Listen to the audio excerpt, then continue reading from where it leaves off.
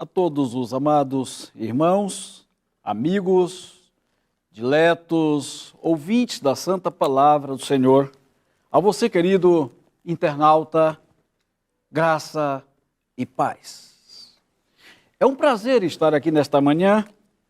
Agradeço ao Senhor por este elevado privilégio e esta tremenda responsabilidade de compartilhar convosco a sua Santa Palavra. Eu convido a você a volver os seus pensamentos aos céus em uma pequena prece. Vamos fazer um minutinho de comunhão, suplicando a direção do Espírito Santo para clarear a nossa mente, a mim em particular que falo e também a você que é o meu interlocutor.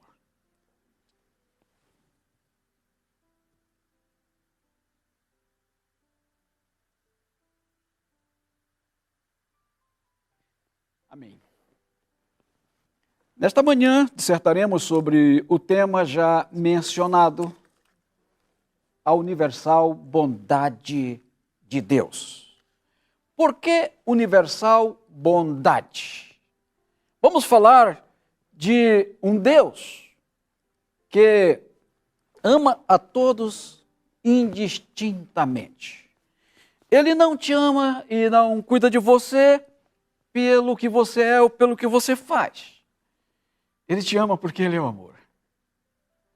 Esse Deus que cuida de você e de mim. Na palavra lemos que nunca se ouviu, nunca se viu de um Deus que cuida dos seus, como nosso Deus. Meus queridos, bondade é um substantivo feminino que indica a qualidade de quem é bom, de quem é generoso, daquele que tem uma alma nobre e que tudo faz de maneira generosa e natural para o bem de outros. Meus queridos ouvintes, é uma responsabilidade muito grande poder falar de um amor sem paralelo. O apóstolo João disse: quão grande amor, vede, quão grande amor nos tem concedido o Pai. Lhe faltou palavras, o seu vocabulário foi pequeno demais para descrever um conceito acerca desse Deus que é bom o tempo todo. Neste modesto sermão, dissertaremos sobre essa bondade, mas acreditamos que precisamos experimentar no íntimo de nossa alma e precisamos também compartilhar com os demais esse amor sem paralelo. Trataremos da necessidade humana, trataremos do nosso dever em nossas relações interpessoais. Dever de demonstrar esse amor no trato para com os diferentes e também para com os iguais a nós, sem que essa diferença ou igualdade venha a representar superioridade ou inferioridade. De forma a que venhamos a extirpar todo tipo e forma, todo modo de preconceito, seja ele racial, seja ele religioso, seja algo que nos possa provocar a tentação para a segregação racial, para qualquer tipo de estereótipos, ideias preconcebidas que, porventura, nos possam induzir à intolerância e mesmo ao genocídio. Conhecemos, só para citar, a história, o triste registro do Holocausto, com a morte de cerca de 6 milhões de judeus, por uma questão étnico-religiosa, uma questão racial, que era uma ideologia do nazismo, né? muito recorrente no século XIX, uma ideologia que buscava a raça pura, o sangue azul, que buscava, então, a raça ariana como uma raça superior, uma raça privilegiada em detrimento das demais. Aliás, eu queria falar que esse conceito de raça, na sociologia, é um construto teórico de dominação, e eu diria até de dominação capitalista, não é? É um conceito que não tem base nas Sagradas Escrituras, nem mesmo na ciência. A ciência nos diz que existe apenas uma raça, a raça humana. Apenas um sangue e apenas um leite. O sangue e o leite humano. Então, esse conceito de raças superiores, raças inferiores, repito, é um construto teórico. Meus amados, o Deus das Escrituras, o Deus a quem servimos e adoramos, o Deus que nós anunciamos, como dizia Paulo em Atos 17, é um Deus, repito, que não trata pessoas, não trata a ninguém pelos conceitos que aqui estivemos a falar. Pela norma, pela regra pré-construída por essas ideologias. Ele é um Deus que vê a todos de maneira única, com igualdade. Ao estudarmos a palavra de Deus, nos deparamos, a todo tempo, com inúmeras e inconfundíveis demonstrações desse amor. O amor que não conhece distinção de raça, repito, de casta social ou de credo religioso. Amor que não julga a pessoa pelo fenótipo, pela cor de pele, pelo tipo de cabelo, né? Algo que você vê logo no primeiro olhar. O amor que não julga a pessoa pelo seu genótipo, pelo seu código genético, pelo seu DNA. Não. Ele julga, ele avalia, ele aprecia, ama e aceita a todos por um padrão totalmente diferente, digo, do padrão socialmente construído a partir de um tecido social estabelecido com o objetivo de nortear o comportamento humano. Aquelas regrinhas, né? Que nós conhecemos aí, aquelas etiquetas sociais. Na palavra de Deus, há diretrizes da psicologia social que, se observadas pela nação judaica em especial, eu quero falar agora sobre a nação escolhida, teria evitado o exclusivismo religioso e as barreiras sociais que se interpuseram como um hiato, como um abismo, certo? Entre a nação escolhida para evangelizar e os demais povos. O desejo de Deus foi, de certa forma, frustrado, foi interrompido, porque os judeus, ao invés de construírem pontes, eles passaram a construir abismos. O Senhor Jesus veio aqui a este mundo para desmistificar tudo isso. Ele veio para construir pontes. O apóstolo Paulo aos Efésios nos diz que é em Cristo Jesus, judeus e gentios foram feitos um. Meus queridos, em sua onividência e onisciência, o Senhor Deus ordenara a Moisés, o grande legislador e expoente da sociedade judaica, a forma humanística para a justiça social, quando diz, Deuteronômio 10, 17, pois o Senhor vosso Deus é Deus dos céus e o Senhor dos senhores, o Deus grande, o Deus poderoso e terrível, Deus que não faz acepção de pessoas, repito, não faz acepção de pessoas, nem aceita por suborno. Que coisa maravilhosa, meus amados. Que pensamento lindo! Que declaração essa! Meus queridos irmãos, amigos, diletos ouvintes, é um privilégio contemplarmos através da palavra essa virtude maravilhosa, dentre tantas outras. Porque quando Moisés disse, Senhor, rogo-te que me mostres a tua glória, e o Senhor disse, eu farei passar diante de ti toda a minha bondade. E Moisés externou ali os atributos de Deus que ele vira, que ele contemplara naquela tremenda visão. Bondade, misericórdia, compaixão, longanimidade.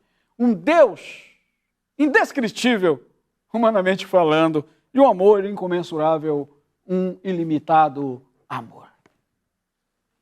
Prezados irmãos, a Salomão, o grande e sábio rei de Israel, Salomão, aqui podemos chamar de cientista social, ele dirimiu rapidamente, com muita sabedoria, uma questão entre duas mães que porfiavam por uma única criança. Conhecemos bem a história, uma única criança ainda viva, né? Salomão, ele escreveu, Provérbios capítulo 22, o versículo 2. Eu quero ler com você. Ele disse, o rico e o pobre se encontram, a um e ao outro fez o Senhor. Que lindo, meus amados. A palavra nos revela que para Deus não há ricos e pobres, livres e servos. Para Deus não há raça, não há casta. Deus não nos avalia, repito, por essa metodologia, por essa régua. O Senhor Deus realmente é um Deus que contempla a todos da mesma forma. O Senhor Jesus disse isso, inclusive. Ele disse, o vosso Pai Celestial faz com que o seu sol e também a chuva, né, venham para bons e para os maus também. Fossem essas diretrizes de caráter humanístico levadas em conta na sociedade judaica, e ela estaria imunizada contra qualquer tipo de injustiça social. Hoje se fala muito, inclusive no Brasil, sobre isso. Justiça social, injustiça social. Infelizmente, vivemos em uma nação muito desigual. Uma nação onde impera, podemos assim dizer, até certo grau, a certo nível, a injustiça social. A isonomia paritária, legalmente constituída por essas normas, salvaria os direitos individuais e coletivos daquela sociedade, daquela nação, daqueles cidadãos, evitando todo tipo de opressão, demérito, todo tipo de artifícios sociologicamente construídos que separam, que dividem as pessoas em grupo social, em casta, estamento, e por aí afim. Meus queridos, por que se estabelece esses tentáculos filosóficos, ideológicos, sociológicos, para uma autodefesa insana? Por quê? Porque ouvimos diariamente nos jornais, na favela moram apenas marginais. É perigoso adentrar ao subúrbio de determinada cidade. Nos bairros nobres, nos condomínios de luxo, moram apenas pessoas do bem. Quem dera que assim fosse. Quem dera, entre aspas. Essa não é a realidade. Meus amados, a palavra nos ensina que há pessoas boas, pessoas puras, pessoas do bem, ordeiras, famílias maravilhosas em ambos os setores da sociedade. Newton Santos, um grande geógrafo da década de 80, 1980 para cá, hoje ele já é falecido, ele escreveu muitos artigos, inclusive um artigo muito interessante falando que a sociedade brasileira vive em ilhas, pequenas ilhas. Você tem aqui à sua direita um setor nobre de pessoas de alto poder aquisitivo, detentoras de cultura, fama e poder. E ao outro lado, bem em frente, você tem aqueles que são considerados párias da sociedade, são segregados, são marginalizados. Meus queridos, essa é a triste realidade em que vivemos. Deus não se agrada disso. Deus, repito, não nos vê dessa forma. Isso, repito, é um procedimento que não deve existir entre nós. Meus amados, eu falei aqui de uma autodefesa irracional. Por quê? Por quê? Porque nós já criamos um preconceito. Nós já estabelecemos uma barreira. Nós já começamos a desconfiar, a rotular de maneira pejorativa, previamente a pessoa. É negro? Nós ouvimos diariamente nos noticiários aí. Nos Estados Unidos, por exemplo, uma nação que é o berço, poderíamos dizer assim, do protestantismo. Uma nação onde se diz que se tem uma das melhores constituições do mundo. E uma nação próspera, financeiramente falando. Os noticiários nos trazem diariamente as reportagens de pessoas de cor, pessoas negras, sendo violentadas no seu direito, às vezes, até de ir e vir. É o caso também, infelizmente, ultimamente aqui do nosso país. É negro? Alto lá. Desconfie. Passe para o outro lado da rua. Meus queridos, estamos aqui falando dessa visão sociológica, esse prisma, que infelizmente, repito, é uma realidade. É uma realidade.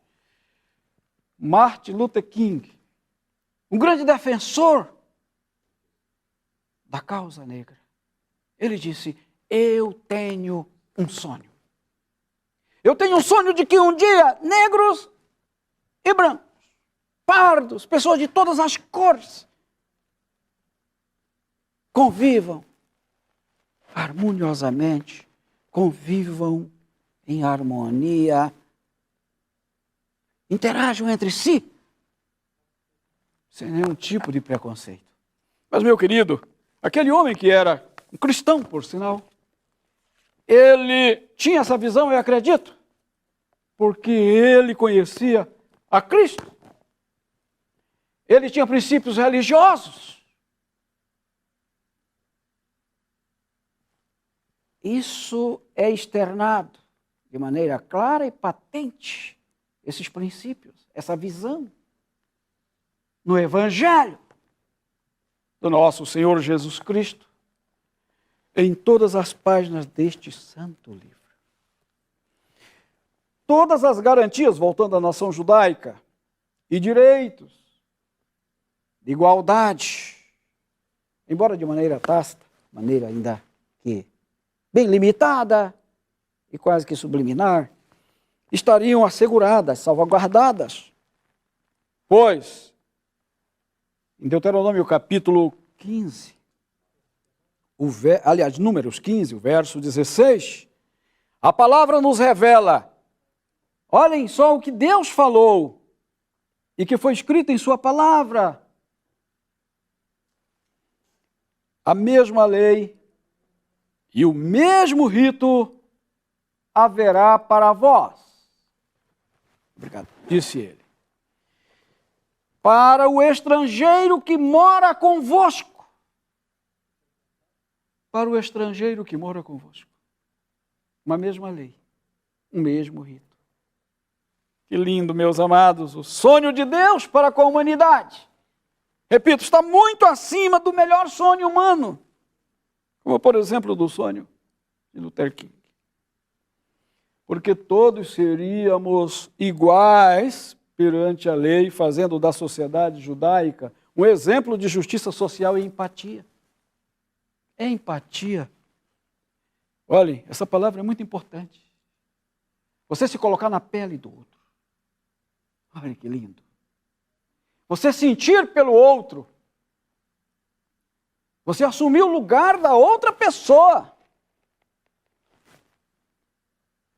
Você sentir a causa do negro, do branco, do amarelo, de qualquer pessoa da mesma forma, digo, repito, independente da sua cor de pele, do seu fenótipo. Continua a palavra de Deus, falando da justiça social e empatia, uma vez que o seu Deus é o Deus, e agora eu cito Deuteronômio 10, 17, que ama o órfão, ele ama a viúva, ama o estrangeiro, olhem só, repito, ama o estrangeiro, lhes dando pão e vestes. Coisas essenciais, básicas, elementares, indispensáveis para a sobrevivência humana. E de tão alto valor, significado, especialmente naquela região do Oriente. Meus queridos, o estrangeiro, os refugiados, por exemplo, hoje nós temos, dado as guerras, aos conflitos mais diversos, especialmente no Oriente Médio, temos milhares e milhares de refugiados em toda parte. Inclusive na Europa. E dado os problemas aqui da nossa nação irmã, aqui bem ao lado, nós temos no Brasil também milhares de pessoas fugindo da fome, da convulsão social em seu país e agora sendo abrigadas pelo nosso governo, com as assistências básicas e até mesmo com emprego. Ao praticarem essas medidas assistenciais aos menos favorecidos, a fome, que dói demais, a pobreza extrema, não existiriam na nação judaica, no país de Israel. Coisa maravilhosa, irmãos. Não existiriam. Eu vou citar Deuteronômio 24 para você que está aí a nos assistir, o versículo 19. Quando no teu campo, disse o Senhor, colheres a tua semeadura e nele esqueceres de um feixe, alguma espiga, não voltes a tomá-lo. Para o estrangeiro e para o órfão e para a viúva será. Para o estrangeiro, para o órfão e para a viúva será. Para que o Senhor teu Deus te abençoe em todas as obras das tuas mãos. Olha que lindo, meus amados. Um Deus que se preocupa, repito, que pensa em todos. Um Deus que já nos contempla mesmo antes do nosso nascer. Ao fazermos uma viagem, passarmos do Antigo para o Novo Testamento, nós já estamos caminhando para o final da nossa dissertação aqui, para o Novo Testamento, percebemos que essas diretrizes básicas, essenciais, basilares para nortear o comportamento humano em uma sociedade madura, feliz, sem anomia social, são salvaguardadas, elas perduram, elas se ampliam, elas são reconfirmadas no Novo Testamento. Não apenas para a nação judaica, repito. Para que se tenha igualdade de direitos e de deveres, privilégios iguais. Para que não se tenha saques, como noticiam os jornais aí, os repórteres. Não se tenha sequestros, greves. Pessoas em condições sub-humanas de vida. Então essas verdades elementares, esses princípios basilares, perduram também no Novo Testamento. Jesus Cristo materializa esse seu ensino em uma parábola que eu trago aqui para nossa consideração, que se encontra no capítulo 10 do Evangelho segundo Lucas. Aqui o Senhor Jesus, aquele que eu poderia dizer, pegando aqui um gancho, o maior humanista no bom sentido, no sentido mais pleno e absoluto do termo, que este mundo já conheceu. Aquele que era a encarnação da graça, do amor, da bondade, o mentor intelectual, inclusive, do povo israelita, ele expõe essa verdade universal no seu evangelho. Lucas, repito, capítulo 10. Eu vou estar a ler aqui esse registro bíblico. E eis que se levantou certo doutor da lei e para experimentar a Jesus disse: Mestre, que farei para herdar a vida eterna? Perguntou-lhe Jesus: O que está escrito na lei? E como lês? Respondeu ele: Amarás ao Senhor teu Deus de todo o teu coração, de toda a tua força, e ao teu próximo, e ao todo o teu entendimento, e ao teu próximo como a ti mesmo. Ele conhecia. Tornou-lhe Jesus: Respondestes bem, faze isso e viverás. Faze isso e viverás. Ele, porém, continua o evangelista Lucas, seu registro, querendo justificar-se, perguntou a Jesus: E quem é o meu próximo? Olha só. Quem é o meu próximo? Jesus, prosseguindo, disse. Jesus contou uma historinha, Jesus desenhou, como que desenhou para ele. E era uma história baseada em um fato real. Um homem descia de Jerusalém a Jericó e caiu na mão de salteadores, os quais o despojaram, o espancaram e se retiraram, deixando-o meio morto. Casualmente descia pelo mesmo caminho um sacerdote, um pastor, assim. Bem, vendo, passou de largo o seu caminho. Jesus continua e o evangelista registra. De igual modo também, passava um levita por aquele lugar. Viu e passou de largo. Seguiu o seu caminho. Jesus continua. Mas um samaritano. Olha isso, irmãos. Parece até uma provocação da parte de Cristo, E Cristo tinha, sim, uma intenção com isso aqui. Mas um samaritano que ia de viagem encheu-se de compaixão e, aproximando-se, atou-lhe as feridas, deitando nelas azeite e vinho. E pondo sobre o seu animal, a sua cavalgadura, levou-o para uma estalagem, uma hospedaria, e cuidou dele, disse Jesus.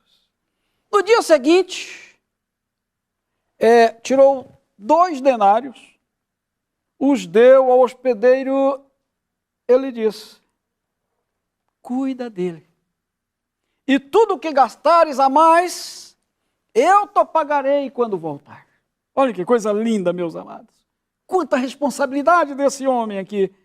Eu não diria imaginário, aqui não é fictício, foi uma realidade. que Jesus usa na sua ilustração. Qual, pois, destes três, pergunta Jesus, te parece ter sido o próximo daquele que caiu nas mãos dos salteadores? Olhem que pergunta. Jesus usava essa metodologia sempre, método de perguntas, que é muito importante na filosofia. Respondeu o doutor da lei, aquele que usou de misericórdia para com ele. Disse-lhe Jesus, então, vai e faze tu mesmo. Que ordem, irmãos. Como o mundo seria tão diferente, tão melhor, se esse conselho de Cristo fosse seguido por todos. Por todos. Meus queridos,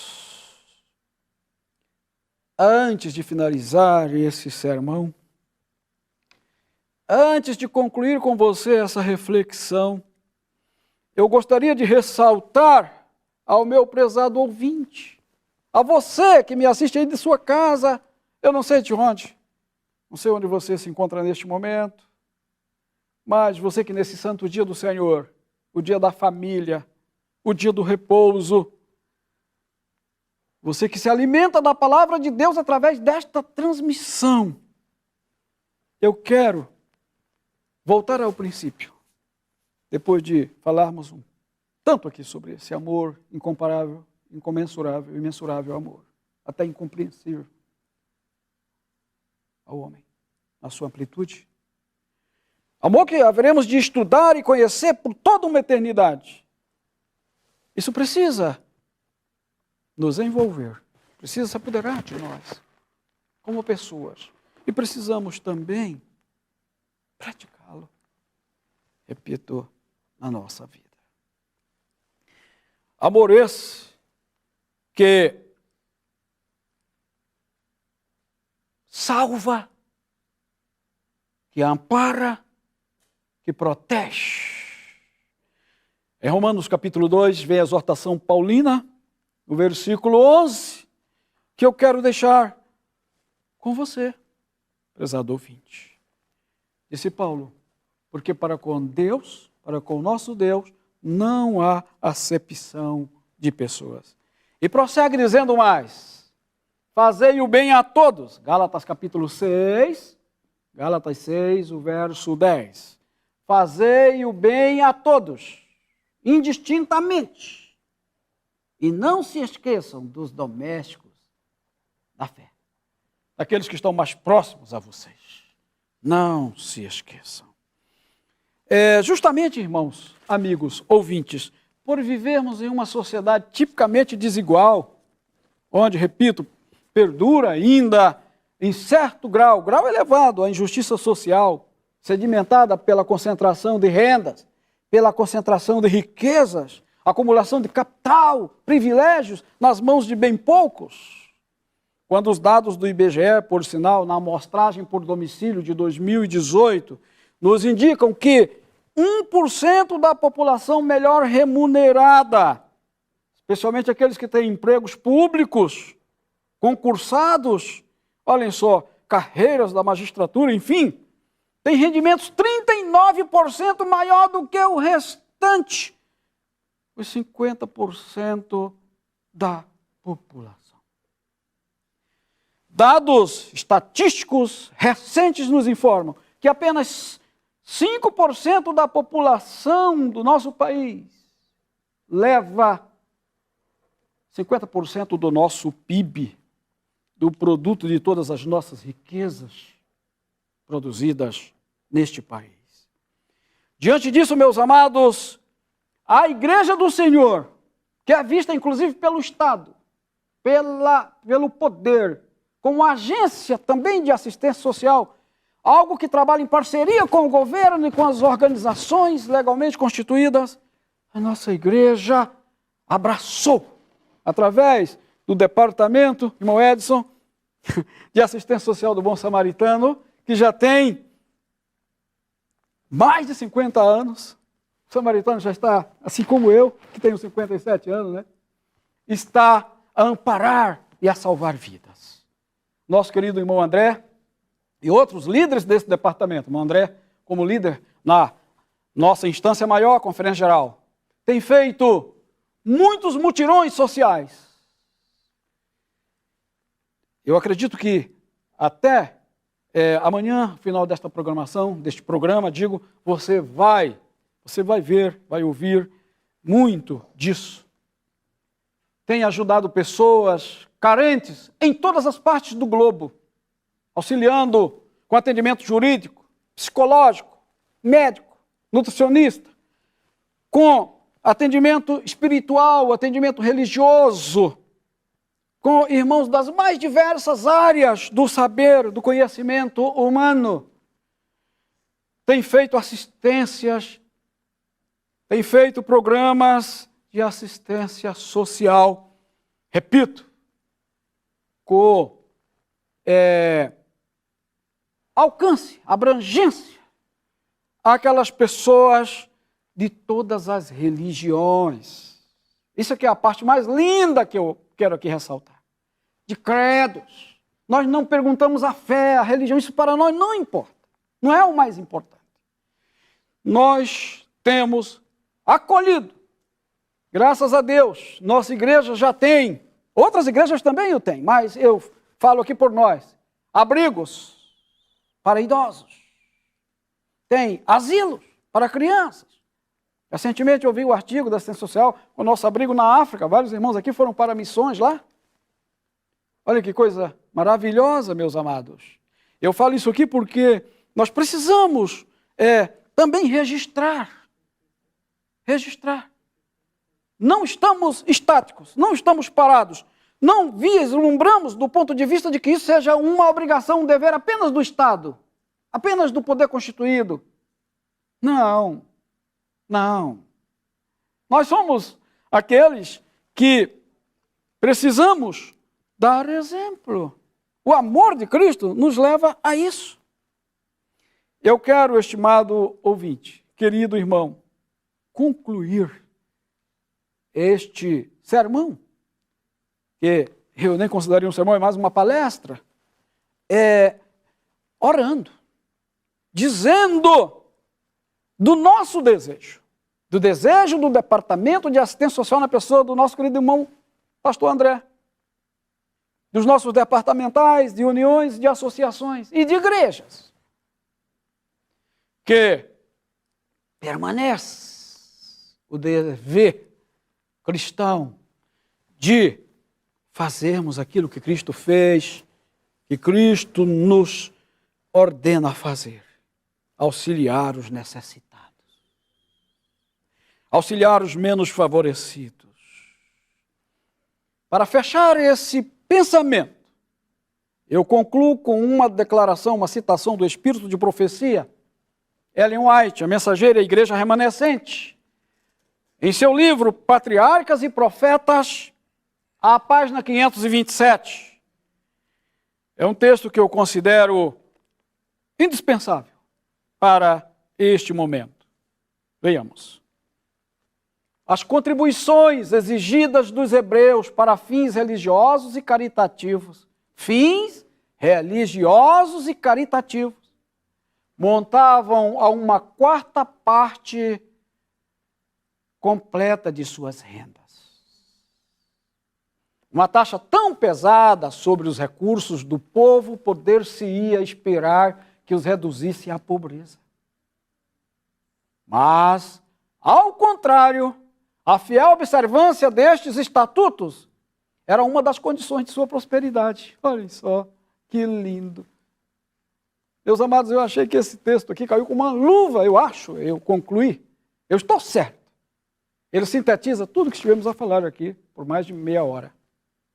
Olhem só, as contribuições exigidas, é um dever moral, religioso, social. Exigidas dos hebreus.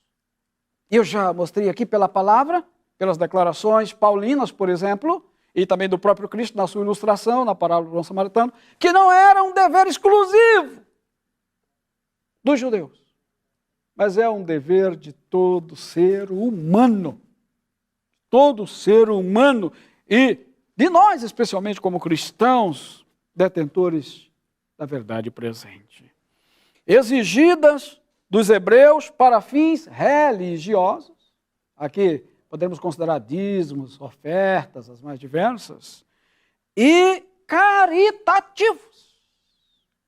Por isso, na nossa folha, nosso talão de dízimo, irmãos, na nossa ficha Minhas Contas com Deus, vem lá, oferta para assistência social. Meus queridos, a profetisa continua, eles davam uma quarta parte de suas rendas. Eu tive a preocupação de pesquisar quanto é, na atualidade, um salário mínimo em Israel. Olhem só. Em Israel, o salário mínimo é de 5 mil reais. 5 mil reais. Um quarto desse valor chegaria a R$ 1.250. Você já imaginou? Isso é pouco? Não é. Por isso a profetisa diz, uma taxa tão alta, tão elevada, né? Poder-se esperar que os reduzisse à pobreza. Não é isso? Aquelas pessoas, mão dura, né? Assim, mão fechada, né? Elas têm medo de ajudar. Tem medo, às vezes, de contribuir, de ofertar, de auxiliar alguém e lhe faltar.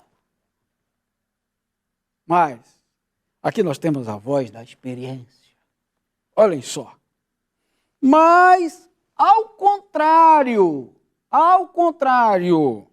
a fiel observância desses estatutos era uma condição para a prosperidade deles. E eu gostaria de dizer aqui, já concluindo, que a nação judaica é uma das nações mais prósperas da terra. Mais prósperas. Você sabe por que os bancos estão todos fechados hoje, né? Você sabe. Você sabe por que os judeus foram perseguidos na Alemanha nazista? Né? Eles são os detentores do dinheiro, detentores, né? Do capital, dos bancos. Meus queridos, Paulo disse que alma generosa engorda, mas aquele que retém até o que ele tem, lhe é tirado. É retirado. Eu quero concluir orando.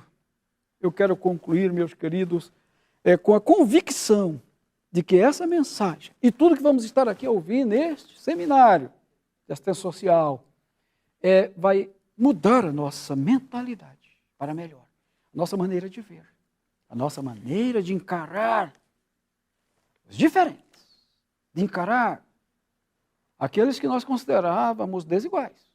Vamos vê-los agora completamente iguais. E vamos compreender que as suas necessidades precisam ser supridas e que o próximo deles somos nós, aqueles que estão mais próximos. Eu concluo orando para que o Espírito Santo de Deus trabalhe na nossa mente, no nosso coração nesta manhã. É o meu desejo e a minha sincera oração. Se de alguma forma essa mensagem tocou o seu coração, compartilhe com seus amigos e familiares. Deixe o seu like, se inscreva no canal para receber todas as mensagens que ajudarão a edificar a sua vida espiritual. Deus te abençoe sempre.